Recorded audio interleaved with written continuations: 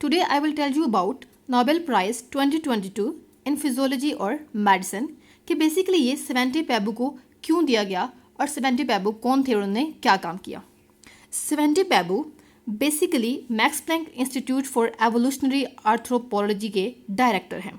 इसके अलावा ये एक स्वीडिश बायोलॉजिस्ट हैं और स्यूने बर्गस्ट्रम के ये बेटे हैं। अब स्यूने बर्गस्ट्रम कौन थे? ये वो पर्सन थे जिनने 1982 में मेडिसिन के अंदर नोबेल प्राइज़ वन किया। और उसके अलावा सेवेंटी पैबू की जो मदर थी वो बेसिकली एक केमिस्ट थी और ये बहुत ज़्यादा अपनी मदर से ही इन्फ्लुएंस थे। अब सेवेंटी पैबू ने ऐसा क्या काम किया जिसकी बेसिक पे इनको नोबेल प्राइज़ 2022 अवार्ड किया गया। इन्होंने क्या किया कि इन्होंने होमिनिन और ह्यूमन एवोल्यूशन के जीनोम पे वर्क किया। इन्होंने बेसिकली हमारे एक क्लोजली रिलेटेड रिलेटिव निएंडरथैल के जीनोमिक सीक्वेंस की और उसको मॉडर्न डे ह्यूमन के साथ मैच किया।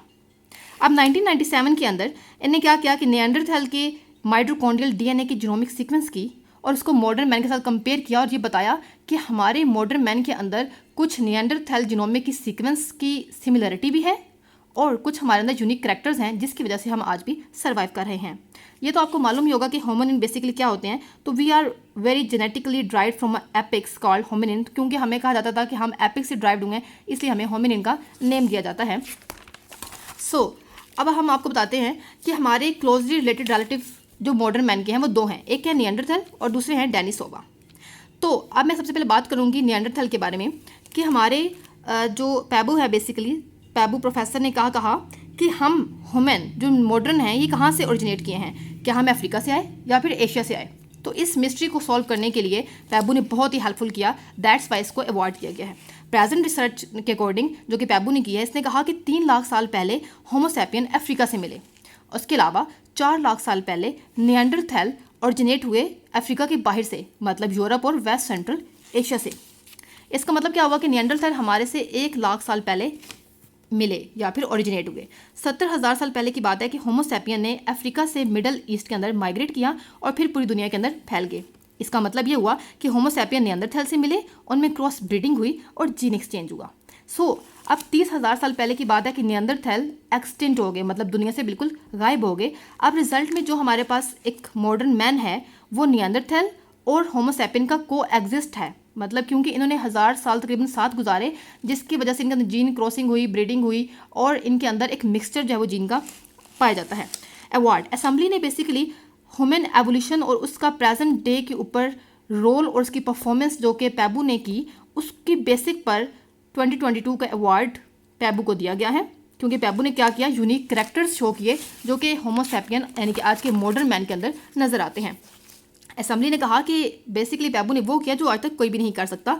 और डीएनए क्यों, कैसे? क्योंकि प्रेजेंट के अंदर हम देखते हैं कि हम किसी का डीएनए एक्सट्रैक्ट करके उसकी जीनोमिक प्रोफाइल बना लेते हैं, लेकिन एक एक्सटिंक्ट पर्सन, एक एक्सटिंक्ट का अगर आप कोई रिमेन ले लेते हैं, उसके अंदर से आपका डीएनए एक्सट्रैक्ट करके उसकी जीनोमिक प्रोफाइल बनाना बहुत ही डिफिकल्ट टास्क है। क्यों?